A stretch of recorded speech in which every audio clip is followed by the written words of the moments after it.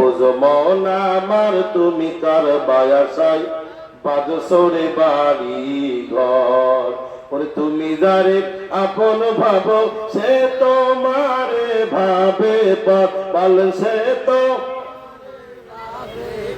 তুমি কার বায়াসাই বাদসরে বাড়ি ঘর। মরার পরে আপন জনা দিবের খবর, কেউ বাজাবে বাস কাটিতে, কেউ বা খুশিবে তোর কবর।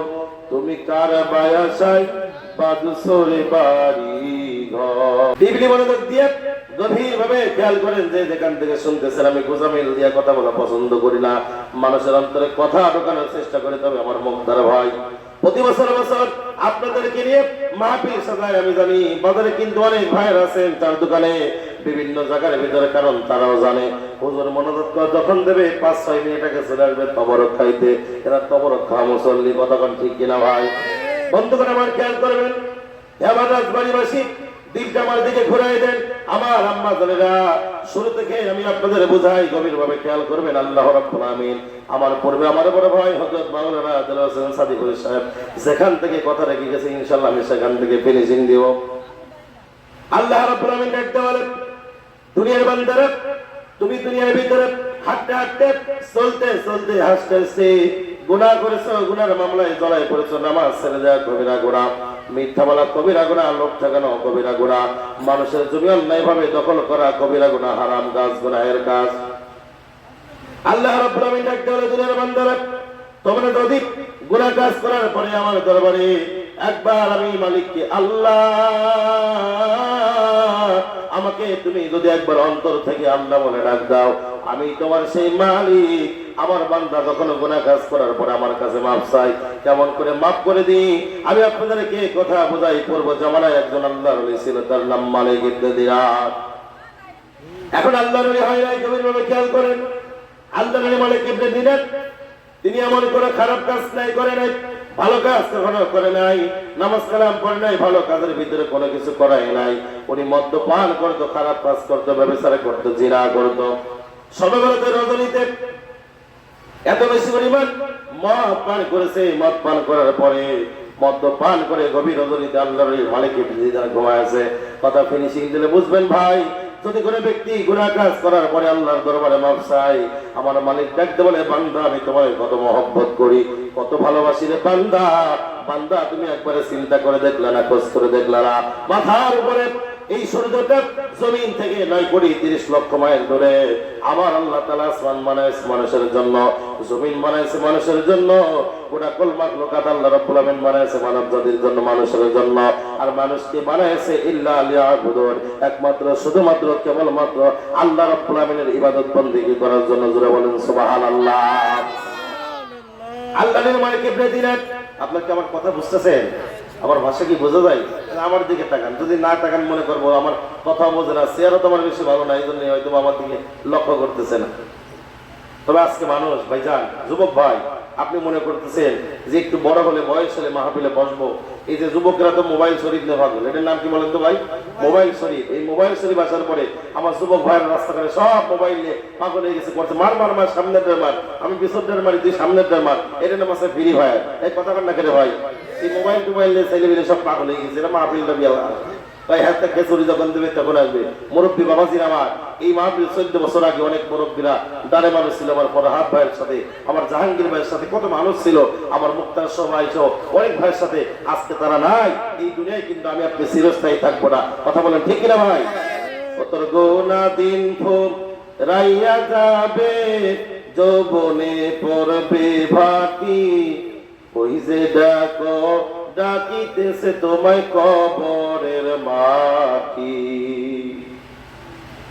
আমার বন্ধুগণ, আমার আম্মা জানেরা, মা বোনেরা, যুবক ভাইরা, যে যেখান থেকে শুনতেছেন কথা, কিন্তু আমি গভীর ভাবে মন থেকে বলতেছি, কষ্ট করে। বাইরে থাকলে আপনার মাথার উপরে কুয়াশা লাগবে, ঠান্ডা লাগবে, কষ্ট পাবেন। আমার এখানে চলে আসেন জান্নাতের বাগানে, কারণ বাবা এটা এমন একটা বাগান। আল্লামা কুতুবী রাহমাতুল্লাহ আলাইহি বয়ান করতেছে, দুনিয়ার বান্দারা তোমরা যখন কোন জান্নাতের বাগান পাও, জান্নাতের বাগানকে তোমরা আঁকড়ে ধরো। খোদার কসম করে বলি, যেই ব্যক্তি জান্নাতের বাগান পাওয়ার পরে গুটি গুটি পায় বাড়ি থেকে রওনা দিয়ে জান্নাতের বাগানে বসে জান্নাতের বাগানে বসার পরে জান্নাতি ফল বেশি বেশি করে ভক্ষণ করে। আল্লাহ রাব্বুল আমিন জান্নাতের বাগানে বসার কারণে ওই মানুষের জীবনের গুনাহগুলো আল্লাহ মাফ করে দেয়। জোরে বলেন সুবহানাল্লাহ। বন্ধুগণ আমার বলতেছিলাম, আল্লাহ নবী মালিক ইবনে দিনার সবে বরাতের রজনীতে মদ পান করে গভীর ভাবে উনি ঘুমাচ্ছেন। ঘুমের পরে স্বপ্নের ভিতরে দেখে একটা অজগর সাপ তার পিছে পিছে তাবড়াইতেছে। গভীর ভাবে খেয়াল করেন, সাপ থেকে বারবার তাবড়াইতেছে। উনি বাঁচাও বাঁচাও বলে, বাঁচাও বাঁচাও বলে বারবার বারবার করে ওখান থেকে দৌড়াইতেছে। স্বপ্নের ভিতরে খেয়াল করেন, দৌড়াইতেছে, কেউ তাকে বাঁচাইতেছে না, কেউ তাকে বাঁচাইতেছে না। দৌড়াইতে দৌড়াইতে হঠাৎ করে সামনে পাইল একটা লাঠি। লাঠিটাকে ওঠানোর পরে সাপটাকে মারতে গেল, লাঠি ভেঙে গেল, কিন্তু সাপের কিছু হলো না। আবার উনি দৌড়াতে হঠাৎ করে ইন্টিমেট টাইমে একজন মুরব্বী মানুষের সাথে দেখা হয়ে গেল। ওই মুরব্বীর কাছে গিয়ে ডাকতে বলে, চাচা আপনি আমাকে বাঁচান, ওই সাপে আমাকে তাবলাইতেছে, আমি আর বাঁচবো না, আপনি আমাকে বাঁচান, বাঁচান বাঁচান বাঁচান, আমাকে বাঁচান। ওই মুরব্বী আরেকটা লাঠি নিয়ে সাপেকে যখন আক্রমণকে সাপের উপরে যখন আবার আঘাত করার চেষ্টা করলো, ওই লাঠি ভেঙে গেল, মুরব্বী ওখান থেকে চলে গেল। মালিক ইবনে দিনার বারবার করে বাঁচাও বাঁচাও বলতে বলতে হঠাৎ করে যখন সামনের দিকে চলে গেল, ইন দ্য মিন টাইমে একটা মেয়ের সাথে দেখা পড়ে গেল। ছোট্ট বয়সের একটা মেয়ে লাঠি দিয়ে ওই সাপকে আক্রমণ করলো, সাপের উপরে আঘাত করলো, সাপ ব্যথা পেয়ে অন্যদিকে চলে গেল। স্বপ্নের ভিতরে মালিক ইবনে দিনার ওই মেয়েটাকে জিজ্ঞাসা করে ডাকতে বলতেছে, মা তোমার নাম কি, তোমার বাড়ি কোথায়? বলতেছে, বাবা আপনি কি আমাকে চিনতে পারেন নাই? আপনি আমার কাছে জিজ্ঞাসা করতেছেন আমার নাম কি, আমার বাড়ি কোথায়? মা বাবা আমি আর দুনিয়ার ভিতর অন্য কেউ না, আমি আপনার কন্যা, আমার নাম জামিলা। আমি যে ছোট্ট বয়সে মারা গেছিলাম, আমি আপনার কন্যা জামিলা। জান্নাতের ভিতরে আপনার সাথে, জান্নাতের ভিতরে ইব্রাহিম নবীর সাথে আমরা খেলা করি। জবান খুলে বলা যাবে না আল্লাহু আকবার।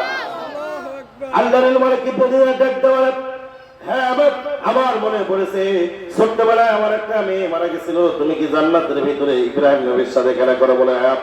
বলে, মা আমি তোমার কাছে জানতে চাই, ও সালমান, মাল্লাহুল মাওলা ফালাহুল কুল, আল্লাহ হয়ে যাবে যারা সবকিছু দান। আপনি যদি মালিককে রাজি খুশি করতে পারেন, আল্লাহকে রাজি খুশি করতে পারেন। আল্লাহ রাব্বুল আমিন হাদিসে কুদসিতে জানাই দিয়েছেন, আল্লাহ রাব্বুল আমিন ডাকতে বলে, আমি যখন পৃথিবীর বুকে কাউকে ভালোবাসি, কাউকে মহব্বত করি, আমি জিবরাইলকে ডাকতে বলে, জিবরাইল আমি অমুক গ্রামে অমুকের সন্তানকে মহব্বত করি, তুমি তার উপরে ফোকাস রাখো। কারণ বাজান গোটা দুনিয়াটা দাঁড়ায় আছে একটা নূর এবং ফোকাসের উপরে। কথা বলেন ঠিক কিনা ভাই? আপনার কি কথা বুঝেন? গোটা দুনিয়াটা দাঁড়ায় আছে একটা ফোকাসের উপরে, একটা নূরের উপরে। এই যে লাইটটা, এই লাইটে বাবার ক্ষমতা আছে, লাইটটা জ্বলা, এই লাইটটা নূরের উপরে দাঁড়ানো।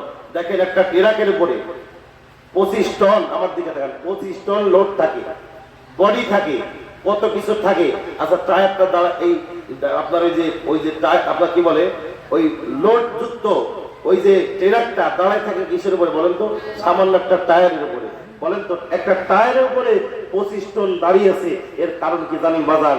এটার উপরে ফোকাস আছে, নূরের একটা রাডার আছে। গোটা পৃথিবীটা নূরের মতো দাঁড়ানো।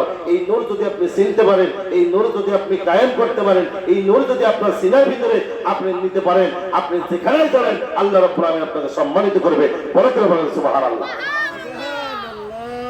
আমার বন্ধুগণ আমার খেয়াল করেন, আল্লাহ নবী মালিক ইবনে দিনার ডাকতে বলে, মা বুঝতে পারলাম না, সবই বুঝলাম তুমি আমার কন্যা, ছোট্টবেলায় মারা গেছিলে, সব বুঝতে পারলাম, কিন্তু আমি তোমার কাছে জানতে চাই, আমাকে যে সাপটা তাবড়াইতেছে, এই সাপটা আমাকে কেন তাবড়াইতেছে? আমি বাঁচাও বাঁচাও বলে দূর দূর করে বারবার যখন সামনের দিকে চলে যাইতেছি, এইভাবে যাওয়ার কারণে আমাকে সাপ আমার পিছে তাবড়ায়, আমার পিছ পা ছাড়ে না কেন, কেন বুঝতে পারলাম না। আল্লাহর ওলি মালিক ইবনে দিনারের ছোট্ট মেয়ে জামিলা ডাকতে বলে, বাবা গো, এই সাপটা আপনার বদ আমল, আর এই যে মুরব্বীটা আপনাকে বাঁচাইতে গিয়া বাঁচাইতে পারে না, এটা আপনার নেক আমল। আপনি এত বেশি ইমান করে কাজ করেছেন, অন্যায় কাজ করেছেন, ও মুসলমান মুসলমান, রাজবাড়ি মুসলমানের, রাজাপুরের খানপাড়ার মুসলমান, আজকে ল্যাপের ভিতরে শুয়ে আছেন, চার দোকানের ভিতরে বিভিন্ন জায়গায় বসে আছেন। আমরা এত বেশি পরিমাণ গুনাহ করেছি, যদি গুনার কথা মানুষ জানতো আমাদের দুনিয়ার ভিতরে থাকার মতো জায়গা দিত না। আজকে আমরা ছেলের জন্য গুনাহ করি, মেয়ের জন্য গুনাহ করি, আস্তে আস্তে গুনাহ করি, পৃথিবীর মানুষের জন্য গুনার কাজ করলাম, কত অ্যাকাউন্ট করলাম ছেলের জন্য, মেয়ের জন্য, দুনিয়ার জন্য, কত ঘর বাড়ি বানাইলাম। ও মুসলমান, আজকে আমরা নফসকে ধোঁকা দিয়া আজকে ছেলে মেয়ের জন্য অ্যাকাউন্ট করলাম, বিবির জন্য অ্যাকাউন্ট করলাম। আজকে যে বিবিকে ভালো রাখার জন্য, আজকে যে ছেলেকে ভালো রাখতে গিয়ে আমি আপনি দুর্নীতি করলাম, 2 নম্বরই করলাম, খারাপ কাজ করলাম, ঘুষ খাইলাম। আপনি মারা যে দেখেন এই পৃথিবী থেকে যখন মারা যাবেন, যেই বিবির জন্য, যেই বিবির সাথে আপনি 40 বছর সংসার করলেন, বিবি আপনার মহব্বত করত, আপনি বাড়িতে আসতে দেরি হলে আপনার বিবি একদিন বলতো, প্রাণের স্বামী কেন আপনি বাড়িতে আসতে দেরি করতেছেন, আপনার না দেখলে আমার ভালো লাগে না, কেন আপনি দেরি করেন? অথচ আপনি যখন মারা যাবেন, আপনার ওই বিবি গতকাল রাত 10টার সময় যদি মারা যান, আজকে সকাল 8টা বাজতে না বাজতে আপনার বড় ছেলেকে ডাকতে বলবে, আব্দুল সত্তার, ও মুক্তার হোসেন মোল্লা, মুক্তার খান, যা যা যা ওই রাজবাড়ি শহর থেকে একটা কাপড়ের কাপড় কিনে আনতে হবে, কম দামে কাপড়ের কাপড় কিনে আনবি, ভালো দামে কিনবি না। অথচ একটা বাবা তার সন্তানের জন্য যখন জমি কিনতে যায়, বিল্ডিং করতে যায়, গ্রামে কেনে নেন, খাদের ভিতরে কেনে নেন, খারাপ জায়গায় কেনে না। একটা বাবা তার সন্তানের জন্য যদি জামা কিনতে যায়, ভালো কিছু কিনতে যায়, বড় মার্কেটে গিয়া বাবা তার সন্তানের জন্য জামা কিনে, ভালো কিছু বাজার করে। অথচ ওই বাবা যখন মারা যায়, ওই সন্তান তার বাবাকে এমন জায়গার ভিতরে কবর দেয় যে জায়গার কোনো কাজে লাগে না। জবান খুলে বলেন ঠিক না বেঠিক? অবুঝ মন আমার তুমি কার বায়াসাই বাজসরে বাড়ি ঘর, ওরে তুমি যারে আপন ভাবো সে তোমারে ভাবে, বল সে তো তুমি কার বায়াসাই বাদসরে বাড়ি ঘর, মরার পরে আপন জনা দিবে রে খবর,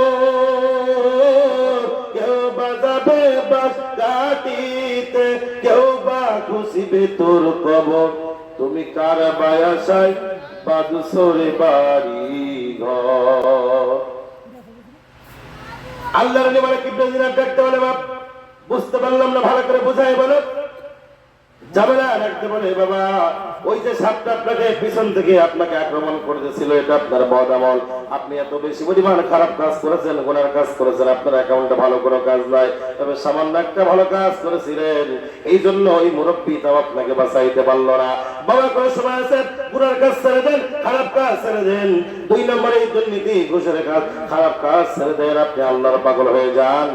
মালিক ইবনে দিনার ডাকতে বলেন, মারে ও জামিলা, যেই কাজ করার কারণে আমি আল্লাহকে ভুলে যাই, দুনিয়াকে প্রাধান্য দিই, যেই কাজ করার কারণে আল্লাহ আল্লাহ রাসূলকে ভুলতে হয়, আজকে থেকে কথা দিলাম, আর খারাপ কাজ করবো না, মিথ্যা কথা বলবো না, আর দুনিয়ার ভিতরে মদ খাইবো না, আর নেশা করবো না, আর খারাপ কাজ করবো না, সিগারেট খাবো না, মিথ্যা কথা বলবো না, দুনিয়ার ভিতরে তত খারাপ কাজ আমি কিছুই করবো না।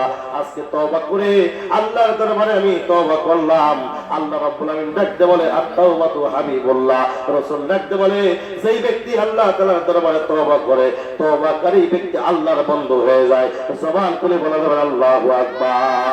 তুমি রহমান, তুমি মেহেরবান, বলেন তুমি রহমান, তুমি মেহেরবান, অন্ধ গাহে না শুধু তোমারই গুণগান, বুঝেও বুঝে না তবু শান, তুমি রহমান, তুমি মেহেরবান। এই মালিক ইবনে দিনার আগে ছিল 2 নম্বর লোক, আগে ছিল সাধারণ একটা মানুষ, গুনার কাজ করতো, এমন ভাবে আল্লাহ তাআলার দরবারে তওবা করলো। এই তওবা করার কারণে এমন একজন আল্লাহর দপ্তরে তিনি ঢুকে গেলেন, আল্লাহর ওলি তিনি হয়ে গেলেন। এই মালিক ইবনে দিনার দেখেন বাজার, আমি আগেই বলেছি, মাল্লাহুল মাওলা ফালাহুল কুল, আপনি যদি আল্লাহর হইতে পারেন, কুল মাখলুকাত, গোটা কুল মাখলুকাত আপনার কদমে নেসার হয়ে যাবে যদি আপনি আল্লাহর হইতে পারেন। এই আল্লাহ আপনি এমনি এমনি হইবেন না, আপনি যদি রাসূলের গোলামি না করতে পারেন, রাসূল যদি আপনাকে গোলাম হিসেবে কবুল না করে, আমার নবী যদি গোলাম হিসেবে তোমাকে কবুল না করে, উম্মত হিসেবে তোমাকে কবুল না করে, কখনো তুমি আল্লাহ রাব্বুল আলামিনের দিদার তুমি পাইবে না। জোরে বলেন ঠিক কিনা ভাই? কি রাসূলের গোলাম হলে কি শিরক হয়ে যায় নাকি? ভাই অনেকে বলে রাসূলের গোলাম কয়, আমরা তো গোলাম হলো আল্লাহ। আমরা